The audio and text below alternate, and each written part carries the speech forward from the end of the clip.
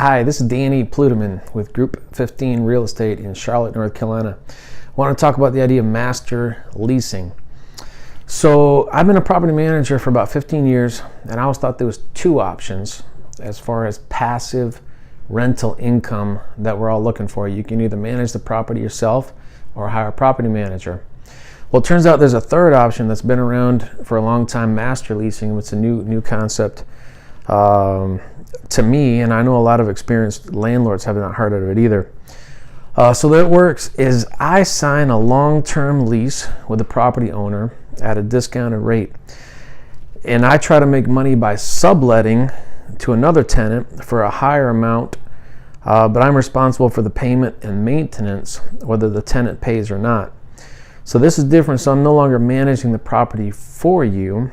I'm renting the property from you, and typically it's about 70% of the market rate that I would pay as a tenant. And I'll go over the net operating income probably in a different video here. But let's go over some of the pros and cons, of the three options that you have as a landlord. The first option, obviously, managing the property on your own. The reason this could be the best option is, frankly, nobody cares about your baby like you do. So the motivation to do a good job is 100% there. The downside, of course, you need a lot of time, you need a lot of energy, not just to manage the property, not just to manage the tenant, but it's a fast-changing industry with new laws and new technology that takes a lot of time and motivation to stay on top of. So the second option is to hire a property manager. The advantage of this, you tap into the knowledge base for a professional who knows how to do it right.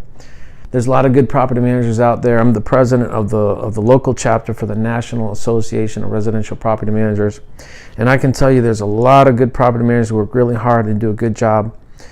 No matter how much the property manager cares about your baby, everybody intuitively understands that if the property goes vacant or needs maintenance, the financial burden is going to fall on the property owner, not the property manager. So what if there was a way to combine the motivation to do a good job with the knowledge of how to do it? What if you had a property manager with skin in the game? And that's the idea of a master lease. And real quick on the numbers. The idea is, you have your gross income and your net income, and obviously you want your net income to be the highest as possible. So what would your net income be if you factor in an expense for vacancy? Typically, a lot of people call that 10%. What it would be for maintenance, that might be another 10%. What would be if you hired a property manager, that might be another 10%. You would still be responsible for insurance, you'd still be responsible for real estate taxes. But that's where you get the 70%. What if someone were to take on those risks for you, and what would be a fair premium to pay for that? That's the idea, where the amount of the master lease ends up being about 70% of the market rent, and ideally that would be the same net income that you would get anyway if you were responsible for those expenses. So hope that helps with a brief intro. If that sounds like it'd be a good fit, let's talk some more about your specific situation. Thanks.